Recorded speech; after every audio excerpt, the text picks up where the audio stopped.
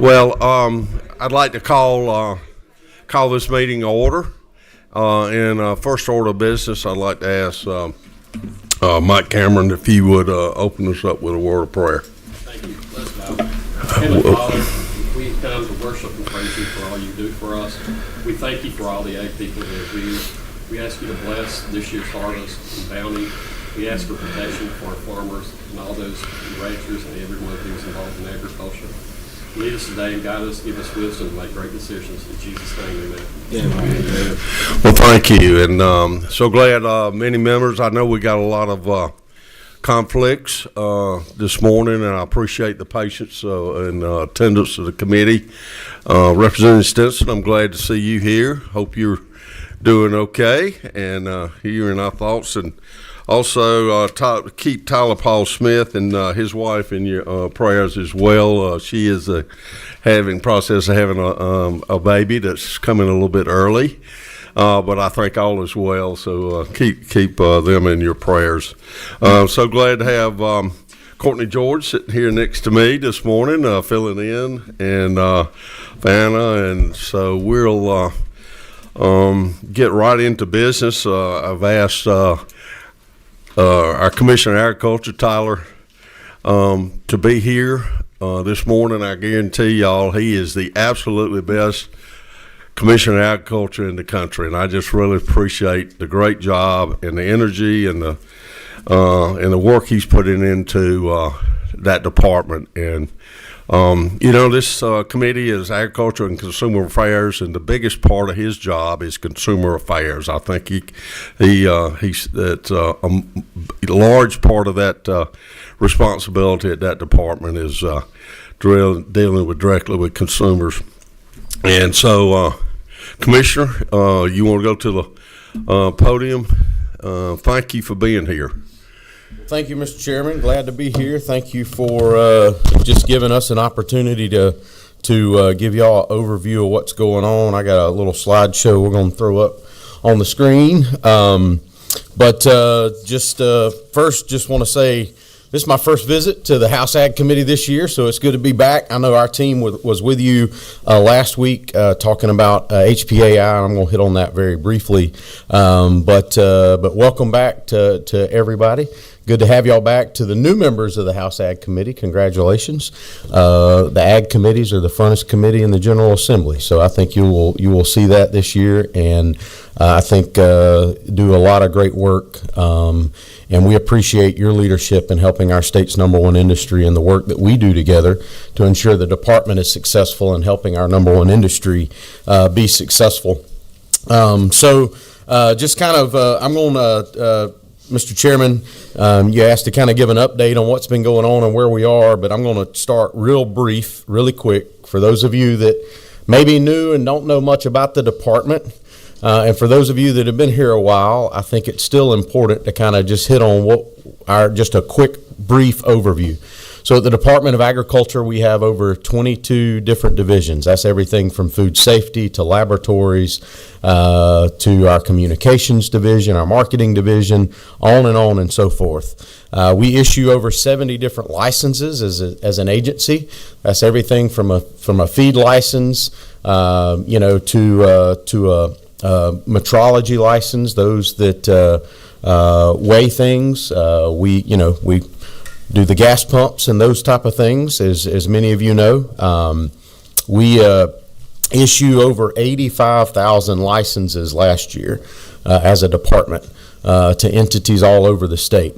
As far as our funding is concerned, a little over 80% of our funding comes from the state. We get about 20% of our funding from the feds, and that's kind of how that breaks out. We have a number of attached agencies at the department, so if you look at our budget, you will see that there is a lot of pass-through money through the Department of Agriculture that goes to other entities.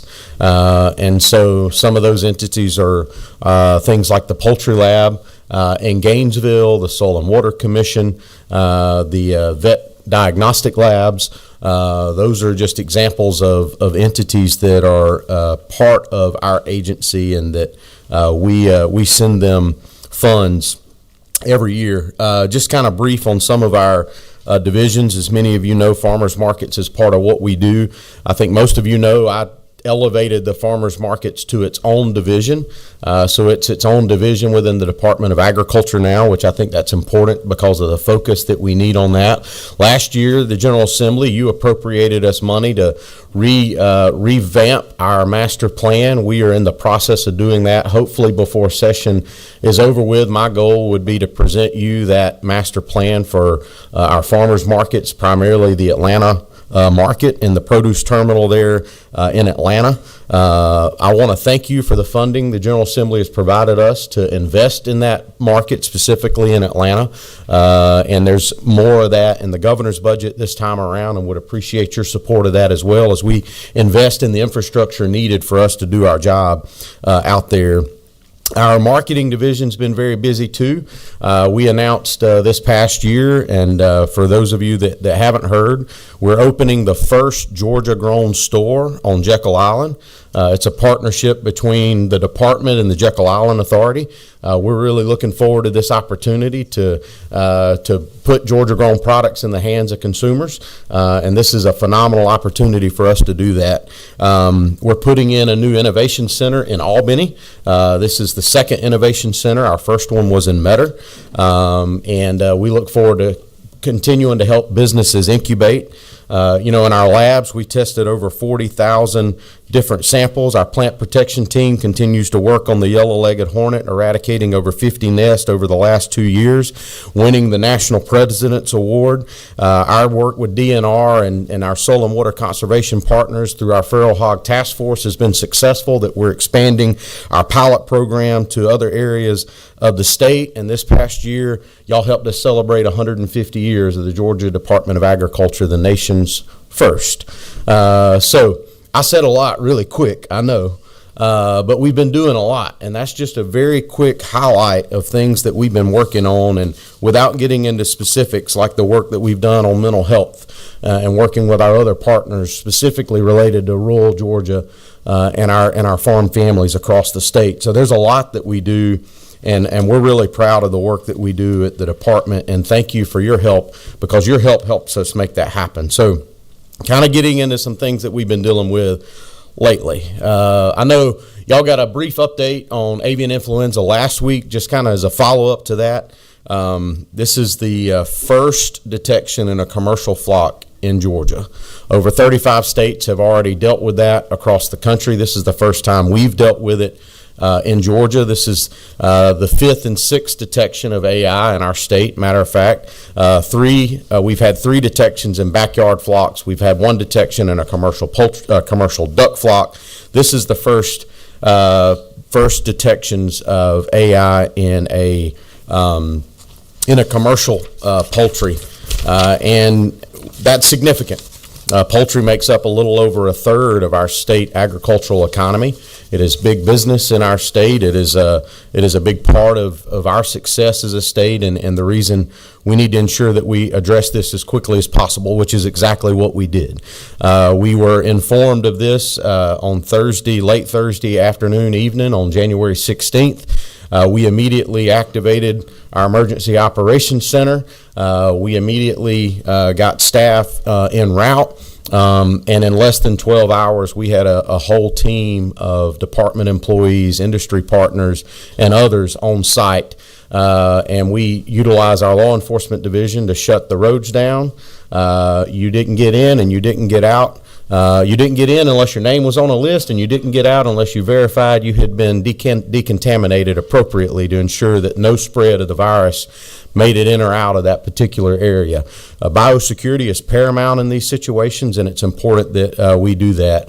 I think another critical component is within 48 hours, we were able to completely contain and address through depopulation.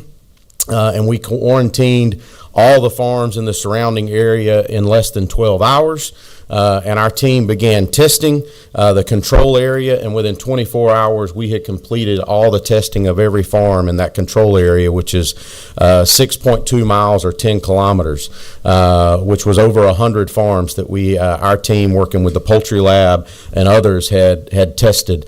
So the fact that we moved fast was critical, and I think that's the key point here is because of the efforts that we've put in place with our EOC and other things, we were able to act fast. At times, there were over 150 people working on this particular case and this situation, but it is ongoing. We have cleaned and disinfected one location. We're in the process of working on the other, and hopefully by the end of this week, first part of next week, we'll have most of that wrapped up. But we're in a really good place, and things are moving in the right direction. It's no... And on AI, really quick, we are asking for some additional resources that we didn't know we needed until we had the AI event, and that request is in the budget, or we're asking for that in the budget, and we'll be diving off into that with our appropriate friends in the Appropriations Committee, and we'll ask for your support on that as well. It's no secret Hurricane Helene was devastating to our state, over $5.5 billion worth of damage. At the department, we had about 50 employees of our agency that were committed to this effort over 3 weeks of deployment. Obviously, any of these emergency events like AI or even a hurricane, it takes our employees away from their day-to-day jobs, and they have to. They're focused on that emergency response at that time. So that does put some strain on our agency at times. But we know that is a critical part of what we do as an agency and helping address those emergency situations as they arise. For those of you that don't know, the Department of Agriculture is part of the state operations emergency management hierarchy. We man what's called ESF 11, Emergency State Function 11. And so anytime GEMA activates on a full activation, we're part of that. Another example of where we're part of that is during the college football national championship that was held here in Atlanta. Not all agencies were called into the SOC, but we were as the department because of our role in food security. And so anytime they activate, we man our particular position in the State Operations Center. The hurricane is an example of that. So there's a lot of work that we do through the SOC. In a lot of cases that a lot of people don't even know that we're doing. And our team at the department works to ensure that helps us every single day, and our emergency management team does a phenomenal job in helping make that happen, as well as our staff and our employees. Obviously, in response to Hurricane Helene, we've been doing a lot. Safety 24 is the loan program we put together. $100 million was set aside, 25 for forestry, 75 for ag loans. Just to give you an update, of the $75 million, all of that, for all practical purposes, is committed. We have received 322 applications at the Development Authority, totaling about little over $121 million in asks, and that was basically after we shut the application processes down. So far, we've approved almost 80 of those applications are on the way out the door, and we're constantly approving applications regularly to get the resources where they need to be in the hands of our producers, and so we're obviously asking for some additional resources in that as well, and look forward to working with y'all to ensure that our farm families can continue to be successful. The Weather But Strong program was very successful as well, thanks to all the ag organizations as well as Farm Bureau for taking on that administrative burden. Right now, they're in the process of issuing out a little over about $1.8 million to those farm families and private funds raised, and I think that was an awesome opportunity. As all of you know, last year we passed Senate Bill 494, which deals with the hemp program. Thanks to your help, we've been able to establish a regulatory framework for hemp in our state that allows this industry to be successful and get rid of the bad actors and address the black market. That was what we did, and also to protect consumers and kids across our state. So thank you for your help. We've published and adopted 2 sets of rules. The reason we did 2 sets is in our first set we got a lot of feedback from those impacted, and we went back and addressed some of those concerns and rolled that out in our second set of rules. So now we're fully in the process of obviously education and outreach about the new law. Our team members are constantly talking to groups about what the law is. It went into effect this past October. We're constantly responding to requests at our public email address. We've put a lot of information on the website and links. We received almost 11,000 licenses when our license portal went open. So far, we have issued almost 5,000 of those licenses have been issued by the department, and then oftentimes it takes us 4 or 5 iterations to get through those 5,000 licenses. So that means we touched things about 20,000 times to get those licenses out the door. To put it in perspective, about 5,000 applications are in that same process right now. We're having to retouch them. So we've issued 5,000. We got about 5,000 that we're back and forth with the licensee trying to get their information correct, and we only have about 700 or so that are in the queue that we haven't touched. That hopefully by the end of this week we'll have touched all of them, because we've been issuing about 1,500 licenses a week, and so we should have that addressed. Inspections have been ongoing. We've been going to facilities constantly and inspecting their hemp products and ensuring that they're in compliance with the law. And in cases that they haven't, just like last week, we have destroyed product on site. We are doing what we told you we would do. We're protecting the consumers, we're protecting the public, and we're going to ensure that the folks are abiding by the law that you helped put in place to ensure that this industry can be successful, but also ensure that our consumers can be protected. So we're doing that constantly, and we are obviously in the budget we're asking for some additional resources to help us in that effort, and we would appreciate your support in that as well. As many of you know, I stood up our law enforcement division. When I become commissioner, I reinstated that division, and we've been building out that team using some funds that we have internally, but thanks to our division director over that particular arena, who has a lot of knowledge of grants, and because of his previous job and role, we have also secured a number of grants to help us fund our law enforcement and emergency management divisions. We've been able to invest that money and address those issues, whether it's human trafficking or ag labor trafficking or other issues related to animal cruelty. Theft, cattle theft, honeybee theft, believe it or not, is something we've had to deal with, and we've worked to address. A couple of recent cases, we working with our internal team and others, we addressed a puppy mill case in Pierce County. We seized 136 dogs off of that particular facility. That case is still open and ongoing. I will tell you, though, based on preliminary reports we have from the vet, you have everything from broken bones to complete neglect in regards to those animals, and that's one of those things that we're taking a hard stand against. We're not going to tolerate animal cruelty. We're not going to tolerate those issues at the department, and our team is working hard to address those.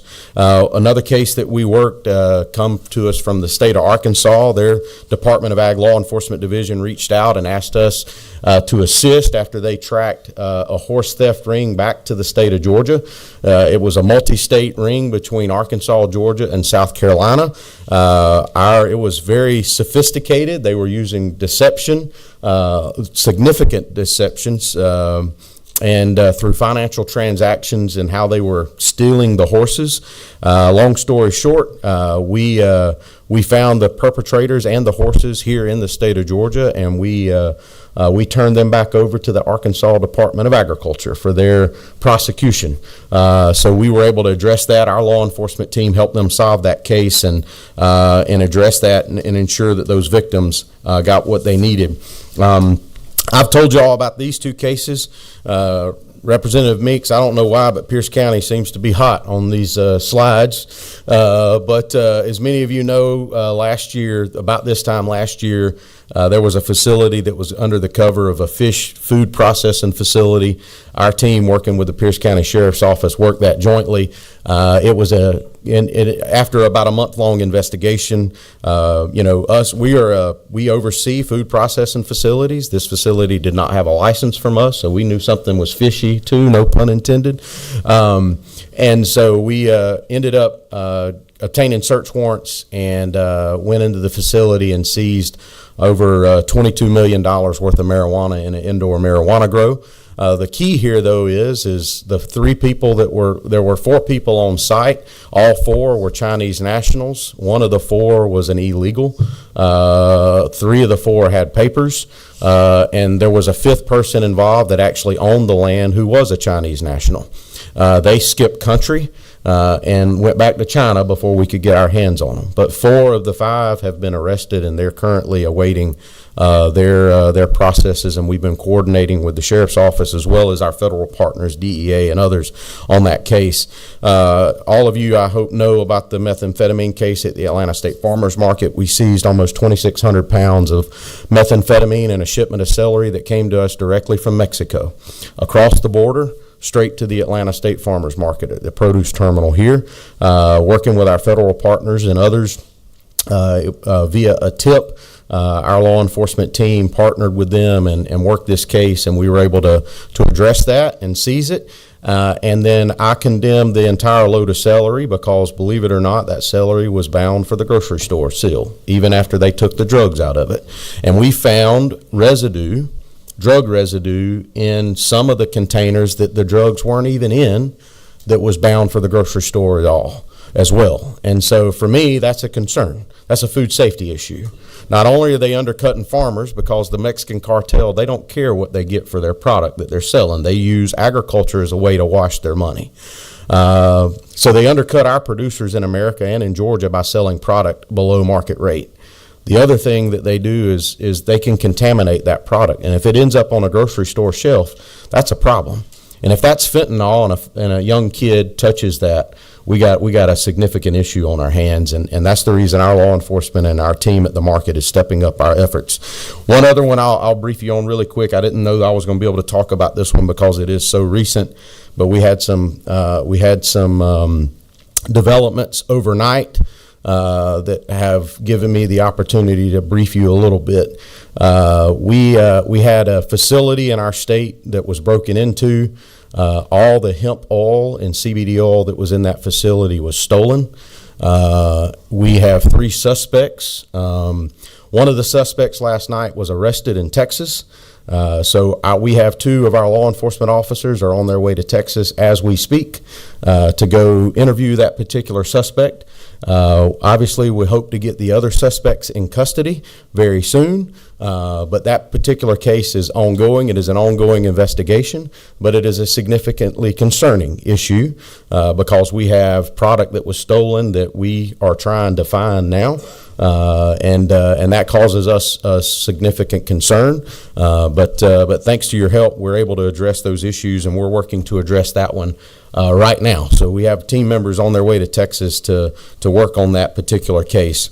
All of you know about electric vehicles. That is part of what we do now. We purchased with the legislation you passed and some funding you gave us, we were able to purchase some equipment.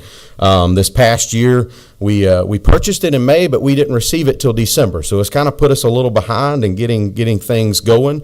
But we're building out a prototype right now, a test rig that we are building to be able to take around to these particular sites. But we're also partnering with Georgia Tech, and this partnership's been phenomenal, and they're helping us ensure that we get what we need to be able to do the job we've been asked to do and be able to test the chargers. So the electricity you pay for is the electricity you get, no different than the gas that you pay for is the gas that you get. And we look forward to those continued partnerships. And obviously, we're working with Georgia Tech on alternative testing methods and alternative monitoring methods using their expertise and their engineers and others. And it's been a phenomenal partnership between us and Tech. The Farmland Conservation Council that y'all helped us pass a couple of years ago and y'all helped us fund this past year, as many of you know, I just want to give you a brief update on that. Representative Huddleston actually sits on that council with us. We started our meetings this past fall. The council has been appointed. We are in the process of recommending the rules, working with the council. The department is in the process of drafting the rules, and the next step is to draft the application and put those applications out so we can protect farmland right here in the state of Georgia, just like they do in other states around the country. This is going to be very successful, and we look forward to working to protect ag land for ag use in Georgia, and that's what this council is for, and that's what this council is about. Mr. Chairman, I know I said a lot, and I probably took more time than I should have, but this is just a snippet of what we do at the Department of Agriculture every single day, and a brief overview of some of the things we've been dealing with just in the last year. This does not cover everything that we do every single day as an agency that our over 500 employees do. And I'm proud of the work that our agency does, that our employees do, and that our team members do, because the work that we do ensures that our number one industry is successful every single day, and working with you, we can make sure that that's the case. So thank you for giving me a brief moment to give you an update on what we're doing, what's going on, and why it's important for us to continue to ensure that our number one industry is successful, and the work that we do at the department can continue. And with your help and your help of obtaining resources, we can do a lot more together. So thank you, Mr. Chairman. Glad to be here, and I'll be happy to take any questions if there are any. Thank you, Commissioner, for being here. Thank you for all you do. I know your department's always had a lot of responsibility, but as the committee can see, you've really taken on additional responsibilities, especially at hemp and food safety issues. Very, very important. So thank you for your initiative in doing that, and thank you very much. We won't have any questions, but thank you for Yes, sir. Commissioner's very accessible, he and his department, and if you've got any questions, he's very available, and we can put you in touch with whoever you need to if you got any constituent issues there. So again, thank you for being here. Thank you for your making Georgia a great place to farm and for our consumers. Yes, sir. Happy to do it. Thank you, Mr. Chairman. Good to be with you. We've got 3 bills, and I'm going to get right into that if we can.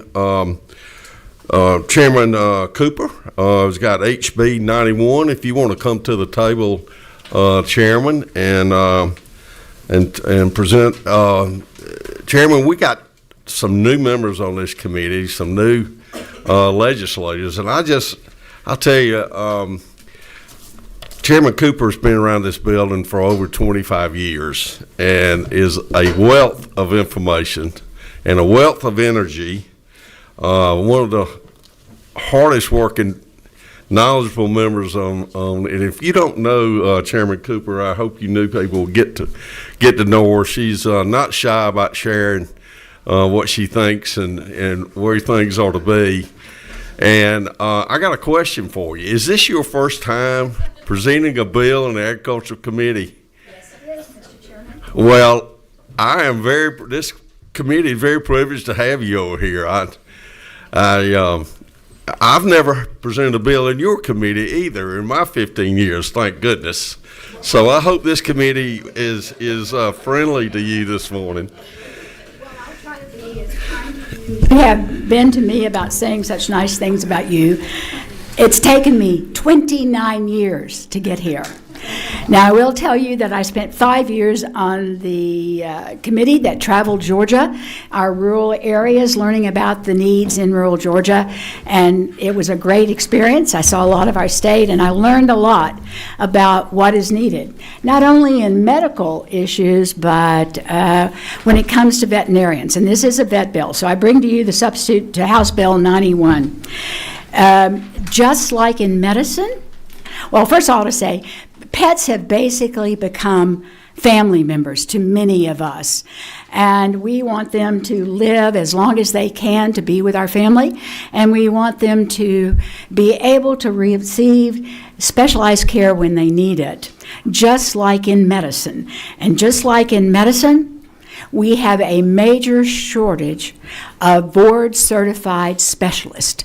If you've tried to see a cardiologist lately or a neurologist to treat many of our children, you find that you can't get an appointment for maybe a couple of months, and that's in the metro area. It's even worse out in the rural areas of our state. Well, it's the same for vets. So what this bill would do is allow foreign graduates of foreign medical schools that if they have met the requirements that we require of our graduates to become board certified, that they could be licensed in the state of Georgia. And to be board certified, you have to have graduated from a vet school that is approved by, and that would be for the foreign graduates also, for a couple of board certified foreign schools that they allow. You have to have a year's internship before you can take the 2 to 3 years of the schooling to become board certified in a specialty area. And there are specialized vets in cardiology, in big animal internal medicine, in small animal internal medicine, in neurology, in oncology. So there's a whole ramification of that. And at the end of that, there is an exam that you have to pass before our associations that say that a person is board certified. You have to pass their exam, whether you're a graduate of one of our schools or a foreign board graduate, to practice as a specialist in veterinary medicine. And this is what that bill does. If a foreign graduate meets all these requirements and passes the board by one of our certifying associations, like the American Veterinary Medical Association, and the American Board of Veterinary Specialists, and so forth, you can practice in the state as a board certified specialist. That's what it does. I'll be glad to answer questions. Thank you very much. Are there any questions for the chairman? So this bill just, what's the condition now? Foreign vets cannot practice in the United States at all now? No, not in the United States. A lot of other states do allow them to practice, and just as a regular vet. It's a problem that we have in our state for if you just want to be a regular vet, right, and move to Georgia and you graduated from foreign medical school, it's pretty much impossible, if not impossible, to do that in Georgia. And many states do use them because there's a shortage of veterinarians. We are a state of almost 12 million people, and much of it's in rural areas. And just like medicines, there's a huge shortage. It's harder to get in vet school now than it is to get in medical school because there's so few veterinary medicine schools. And one of the things that this bill would help is that we do allow, from a very specialized waiver type thing through the veterinary medicine board, we have a way for foreign vets that are board certified to be able to teach in our vet school, but they can't practice anywhere else. And it's a rigmarole that they go through. We have the same problem with our medical school. And the Medical College of Georgia wanted to hire one of the leading ophthalmologists in the world for a very specialized area, but he was a graduate of a foreign medical school. And it took a couple of years to get him a specialized license. So there's a need for these. There's a need for more vets, and if they're from a qualified veterinary school, we need them just to be able to practice veterinary medicine regular, which this bill does not touch. But we also need these specialists. Okay, thank you. We've got you've got several questions if you're willing to answer those. Okay, well, and the head of the Veterinary Association here in Georgia is with me. If I can't answer it, or if you'd like to ask her any questions, I can ask her to come All right, up. let's see. Chairman Camp, is that you? That's me. Thank you so much, Mr. Chairman, and thank you, Chairman Cooper, for being here today. This is an interesting bill for a number of reasons, but reading through it, couldn't it be an opportunity also for a United States citizen who just happened to attend medical school in a foreign country? Very definitely. All right. In fact, I think the representative from the Veterinary Association was talking about an American who went to vet school in Scotland and had gotten a license in Florida, but still, from the rigmarole to get a special waiver here, it took like 6 months or so. So it is very complicated, even for our own Americans who graduate from a foreign medical school. All right, thank you. if I could just follow up, just to make a comment. I know there's someone that's in an area that was my district, but now is your district, Chairman Dickey, who actually is in veterinarian school in Grenada right now. Had a challenging time trying to get into any veterinary school because all the slots were filled. So thank you so much for bringing this bill. Okay, Chairman Meeks, is that you? Yes, sir. Thank you, Mr. Chairman. Madam Chair, thank you for bringing this today. Does the American Veterinary Medical Association maintain a list of those, I'll say, accredited schools from other foreign schools so that we know as they're applying which ones, I'll say, are accredited in whatever country they're located in? They do. They have a list. I can't name what the list is. It's just like if you apply to get a license here in medicine. Yes, ma'am. Each state has a copy of the list of the schools that are approved. Right. Okay, thank you. Thank you, Mr. Chairman. Representative Osteen. Thank you, Mr. Chairman. Chairman Camp and Chairman Meeks have addressed two of the things that I was going to ask, but I think this is a great thing to do to solve the short-term problem of getting us an immediate need.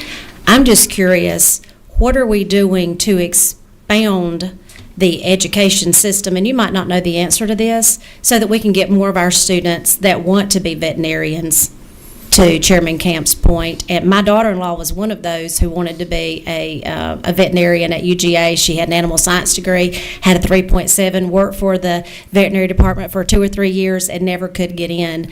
And I want to know, what are we doing to expound the opportunities for our students to be able to go to veterinary school?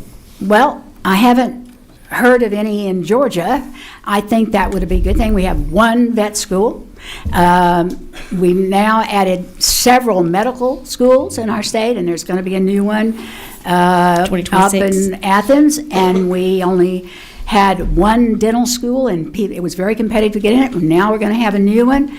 Seems like to me we're on a roll, and there's several people here that live in South Georgia and where there's a big need for big animals and all, and I would suggest they use their influence that maybe in a couple of years when maybe we would be saying we're going to have a new vet school, because there's certainly a need for them, and they're all over the South. There are some new vet schools starting across the country, but not here in the state of Georgia. Very good answer, Chairman Cooper. Thank you. We are. Well, I'll be glad to support.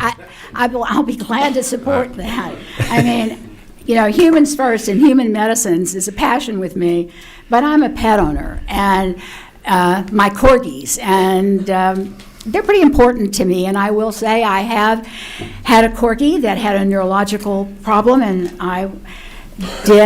we have maybe 3 or 4 specialists here in the state that are neurologists, and I did take my puppy to that neurologist. So pets are very important to us. They add a lot to our lives, and especially as we live in a more isolating type of environment as far as real, true human interaction, not just on using Zooms and our phones. Pets are becoming more and more important to people. Okay, So, we've got a you. couple more bills. Sorry. Chairman Darlene Taylor, if you could answer a question, Sorry. and we might have to move on after this. I'll be quiet. Thank you. That's what I wanted to do, was thank the lady for bringing the bill and how important it is. I'm sorry. And at the appropriate time, I'd like to make a motion. Well, I think I'm going to ask Chairman Cooper to come back next week. I think we're in a hearing only today. Thank you. We got 3 bills. Thank you for that. But if you'll hold that till our next meeting next Wednesday, I hope.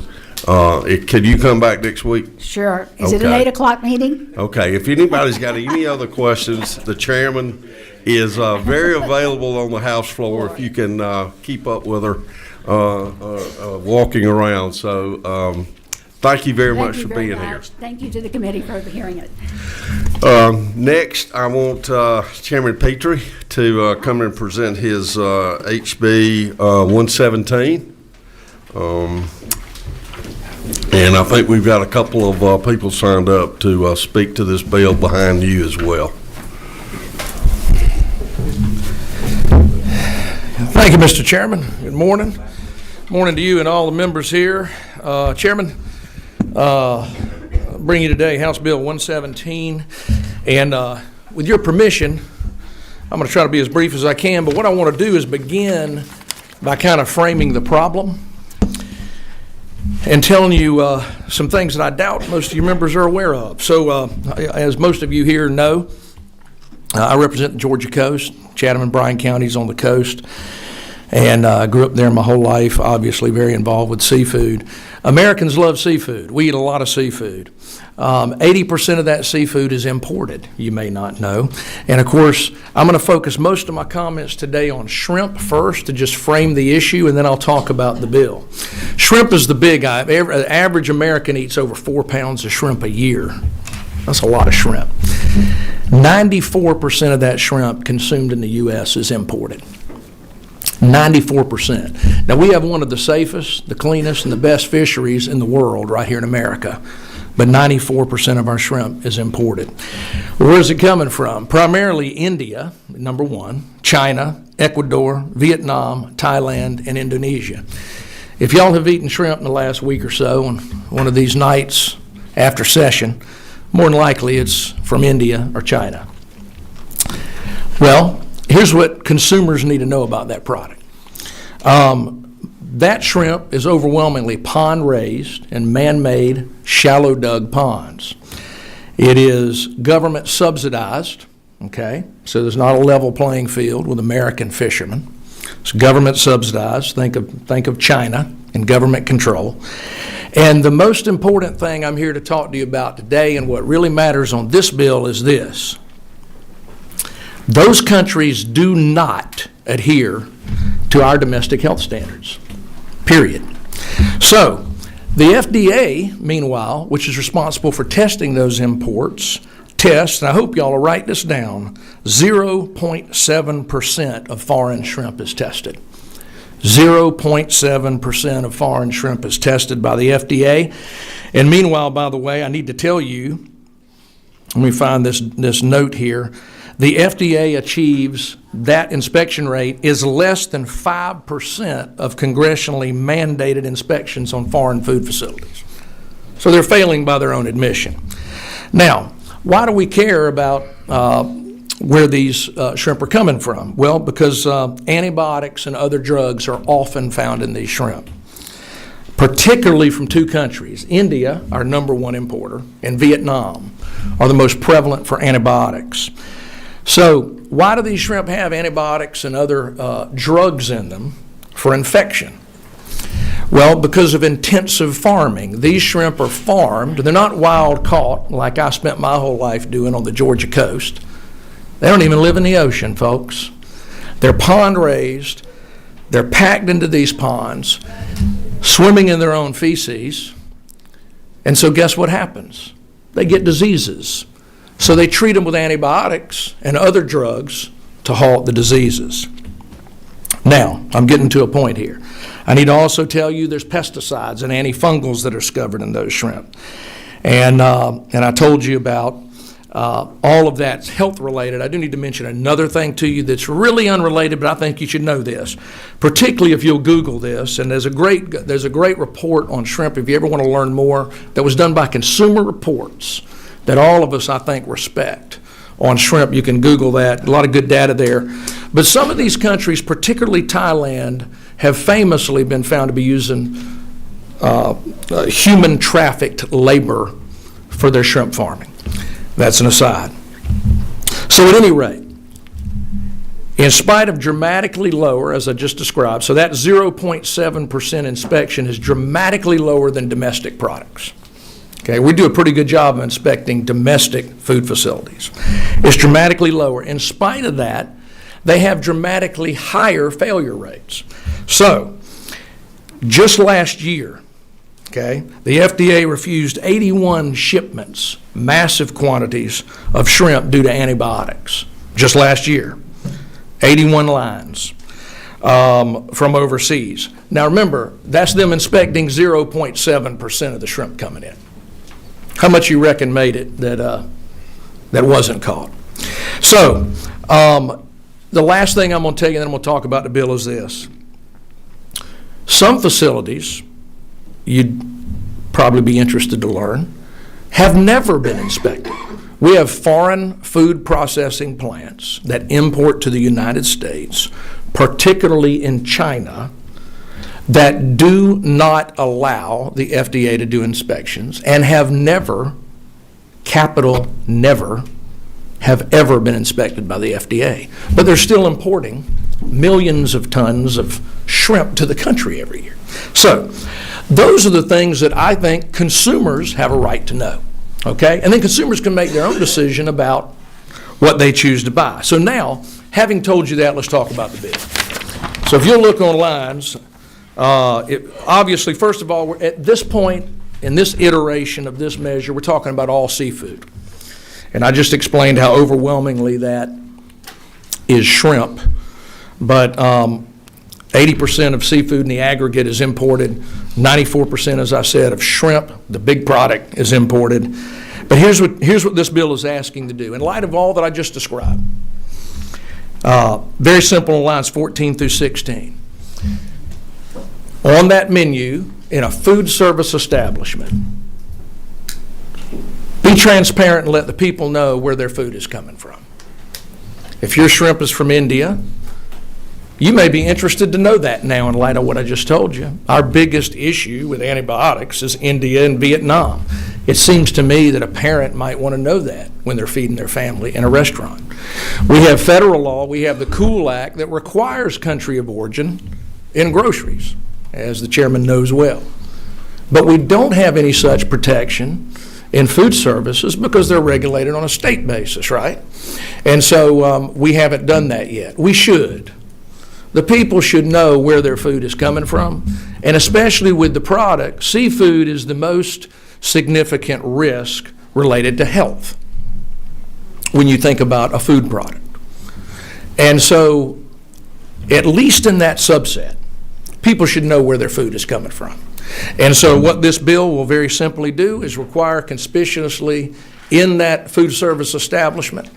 We probably need to carve out in here, this is the first iteration, so we probably need to carve out some state institutions, things of that nature that aren't really a commercial food service, but they're still regulated that way.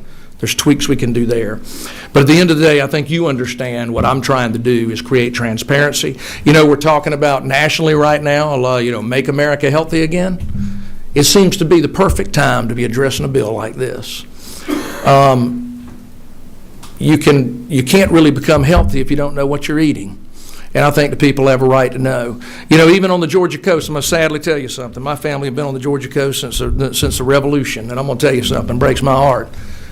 You come to Savannah to visit me, most of the shrimp you're eating down there is pond-raised imported shrimp, if you're in a restaurant. Because it's dumped here.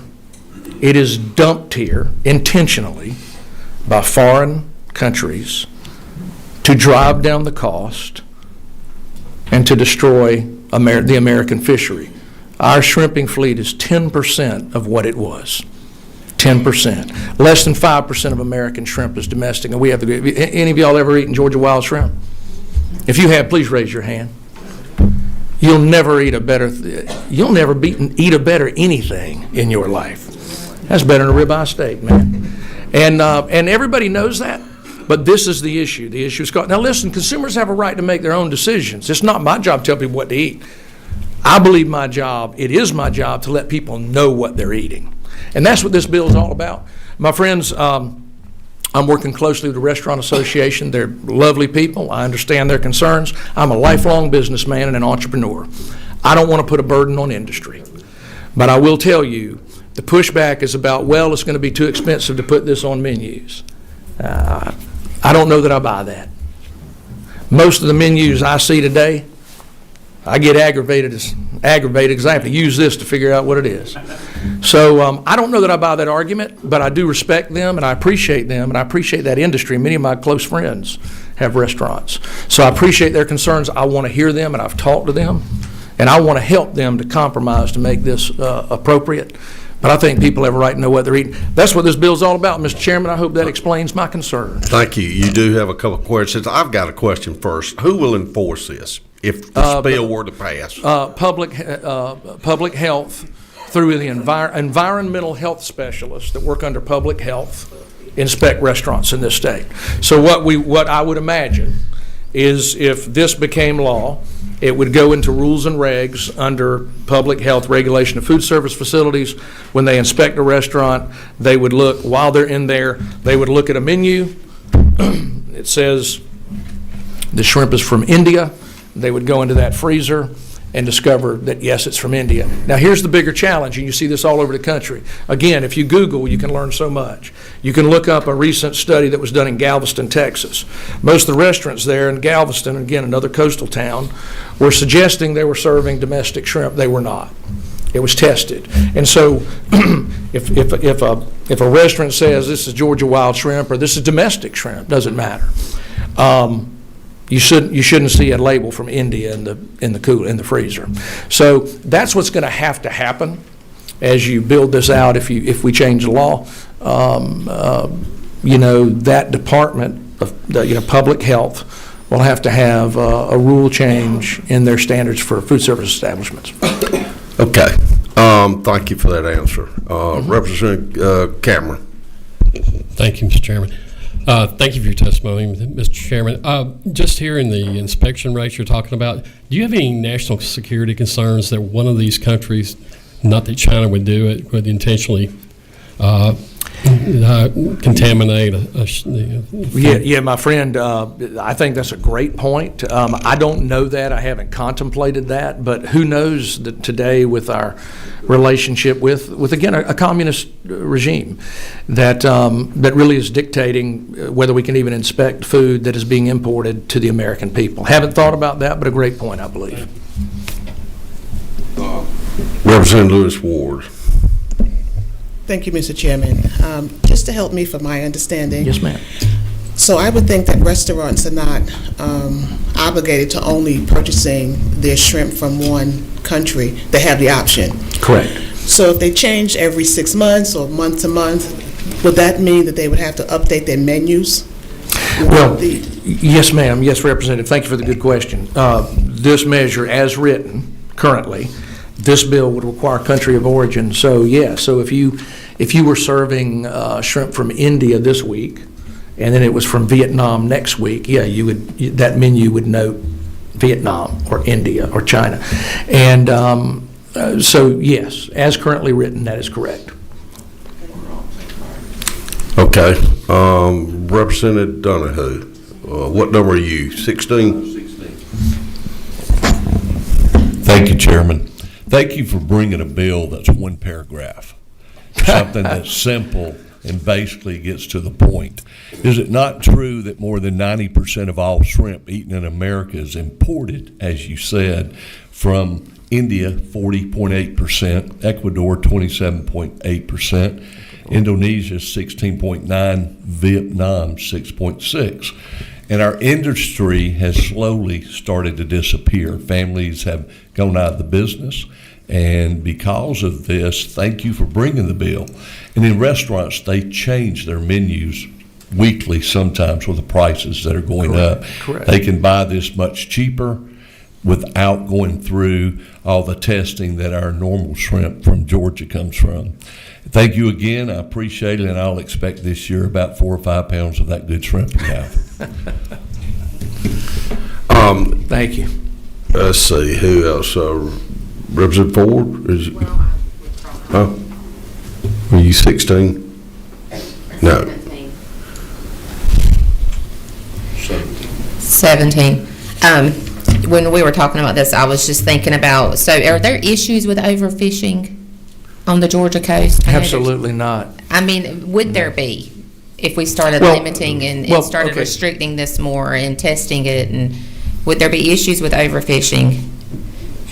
Excellent question. So my answer is no. But remember, first of all, this bill's about transparency. My desire to see our domestic industry grow is also true, but this bill directly relates to transparency. But to your point, so we're producing domestic, not just Georgia, but domestic shrimpers are producing 5% of U.S. consumption. we can't produce all of it, to your point, to your very good question. But can we produce 20%? Absolutely. We used to. We used to produce a lot more than that. Now remember, the demand has grown. So Americans are eating more shrimp today than ever. Americans love shrimp, and I know why. I ate more. I don't know how much I ate on Saturday, but we all love shrimp, right? So we can't provide 100% of the demand of the supply that would meet the demand in America, but we could darn sure provide much more than 5% because there's a fraction, and as Representative Donahue just alluded to, the remnant of our shrimping fleet in this country that remains, and it is a remnant, will soon be gone.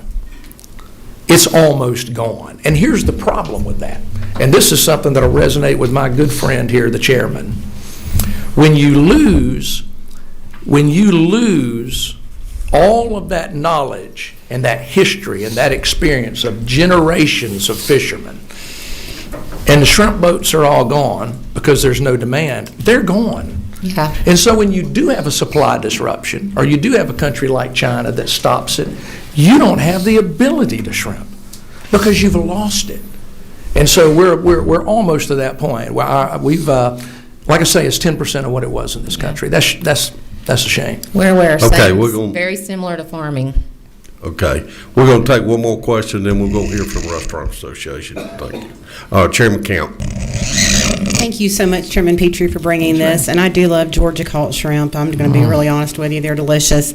I did a quick Google search. National Institute of Health supports exactly what you're saying about antibiotics, a number of antibiotics being found in shrimp. Additionally, it looks like the European Union has also banned and rejected any seafood that comes from other countries that have antibiotics for their health. And just recently, well, as early as last year, Japan has done the same thing. So this is really just kind of keeping us in line with the first world countries by protecting our individuals. Is that not true?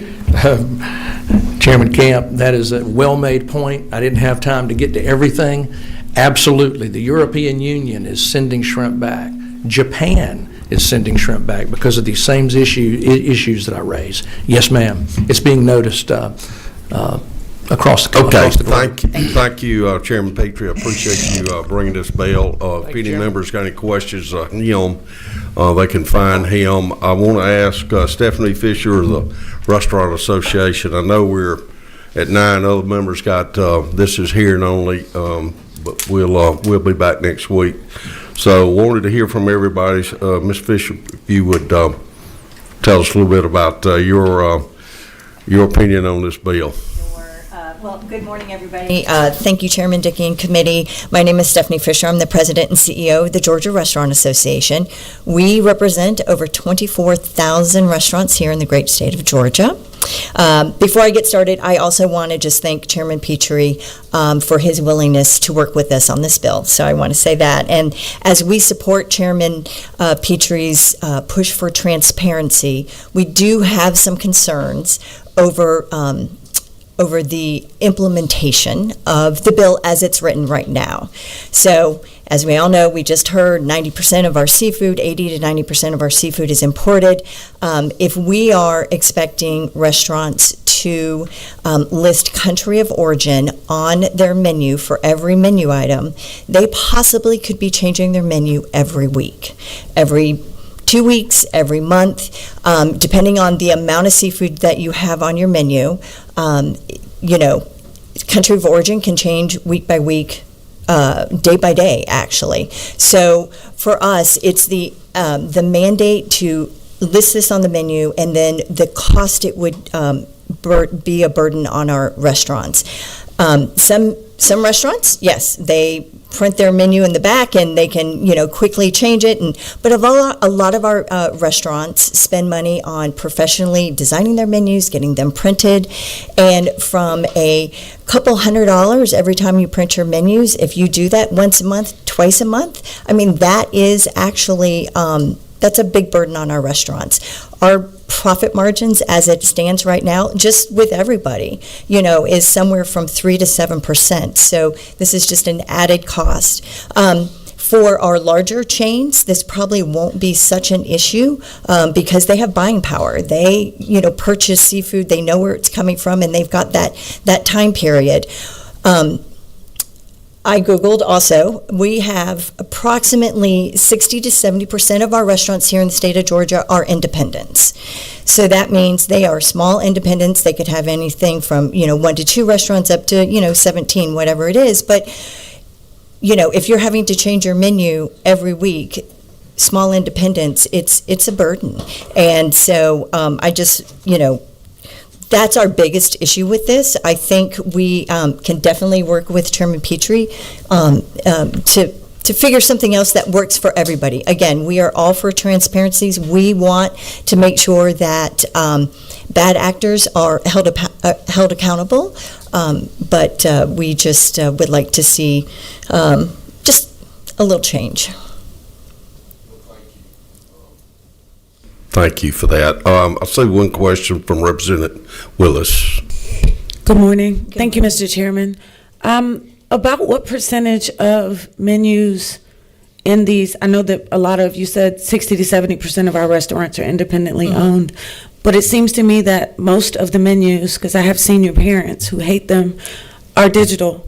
And so potentially making updates could be digitally implemented unless I'm ill-informed. And then the second part of that is oftentimes in a restaurant, they have placards, printouts, things like that. Yes. So the specificity around the method of notice or method of updating isn't hammered down here, but could these things not be updated digitally to offset the cost that you speak of to the restaurants?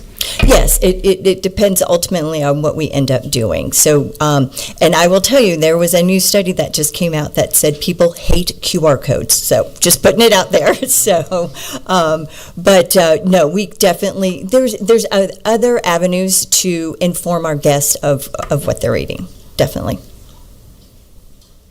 Are there any other questions? Thank you for being here. Thank you for your testimony. Great. Thank you very much. We're going to move on. We got one more bill. I apologize for the hour, but we've heard some good things here. I want to ask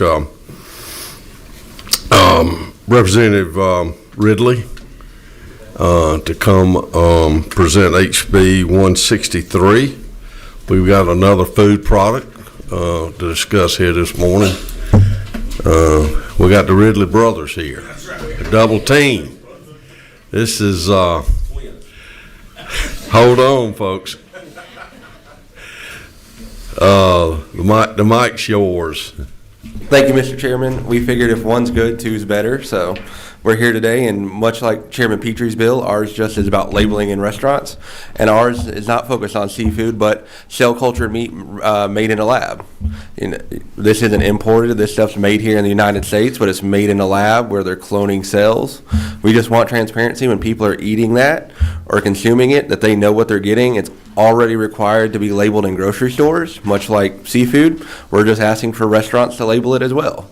So, again, one paragraph, simple and to the point, and I think Jason has a few comments as well. Well, that's where we're going to ban it altogether.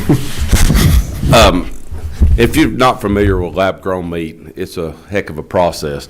They take animal tissue and they separate out the fat, put it in a biometric meter, and they grow it over time in a petri dish. One cell can end up with 100,000 hamburger patties. That's what they come up with. It used to not be that big. 2013, 14, it was about $325,000 for do that first one. Now it's getting to be where it's about $10 a patty. So it's starting to get now where you're going to start seeing it in some restaurants. There's 2 in California that the FDA has already approved to start distributing it commercially. So this is what we're done. This has already been banned in Alabama, Florida, Italy, Iowa. It's a complete ban. Tennessee and Arizona currently is already banning it. There, it's already passed the House in Arizona, now it's in the Senate. Tennessee's looking at this year as doing an outright ban on it because basically nobody knows what the health ramifications is going to be from it. So that's kind of what our bills, we had this last year and kind of got lost, but that's kind of what the bill does. The author did have this bill last year. We did not hear it and move it last year, but thank you for bringing it back this year. I think, in my opinion, the awareness of this is heightened in the past year all around our country. I've been to some ag meetings, and this is a topic of the discussion in other states, and so I think it's very timely. This committee considers this bill too, and again, this is only labeling the product in the grocery stores of what it is. Okay. Any questions? Representative Willis. Good morning, gentlemen. Thank you, Mr. Chairman. So quick question. When we see plant-based, when we buy a product, or if you're in a restaurant, it says plant-based burger, veggie burger, whatever, is this a same indication?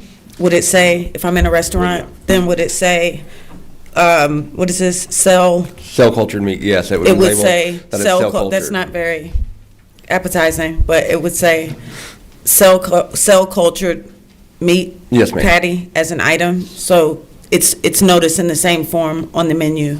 Yes, ma'am. Okay, and is there any data, and I'll look this up, is there any data around the health ramifications of cell cultured meat? Yeah, go ahead. So, everyone's talking about Google today. You just Google lab-grown meat and health issues, and there's a lot of studies out there saying it's too new. The cloning process where they create these cells can go sideways and cause cancer cells. So they're saying some of this meat can actually give you cancer when you eat it. So that's why other states are just banning it outright. Like Italy did it on religious grounds. This bill is just to label it so people know what they're eating, and then they can make that choice on their own if they're willing to risk their health with it. Representative Donahue. Thank you, Mr. Chairman. Thank you for bringing this back again. Last year, unfortunately, you were here several times, and we really did not have the opportunity to pass it out. Hopefully, we will be able to this year, but I wanted to just thank you for bringing it back. Absolutely. I've got one more question. Lewis Ward. Thank you, Mr. Chairman. Let me start by saying I haven't eaten meat in 40 years. I think this is fantastic. I'm just wondering, how does the consumer know the difference in taste between the self-cultured meat and... So the self-cultured meat are lab-grown or synthetic. Anyway, there's no real good way to say it. There's no appetizing way. It's where regular meat is red, this right here will be more pink colored, almost kind of like a pink Play-Doh looking color. And then it's a very bland taste is what they described it as. Does not have the taste of regular meat because it doesn't have the fat content and the growth. I mean, this stuff actually, when they put it in the centrifuge, it actually, the muscle starts contracting and growing just like a regular animal's does. It's amazing if you got to see it. It's the craziest thing you've ever seen. But it does not have the same taste or texture as regular meat. Okay. Representative Carter. Good morning. Thank you, Chairman. Thank you for bringing it back. But my question today, are these lab-grown meats, I hate to call them meats, currently being sold in restaurants in Georgia? No, not yet. It's just now being commercially, they've just now got it to where the price down now to where they can start commercially doing it. California is probably the only two, is the two main ones that they're fixing to start distribution, though, probably within the year. Right. I appreciate the bill. I told you I appreciated it last year, too. But I would prefer that we work on not allowing it coming into Georgia, period. Well, that's a great idea, too. Thank you. We're going to hear the Georgia Restaurant Association, Scott Bierman. He's here, and he wants to speak to this bill as well.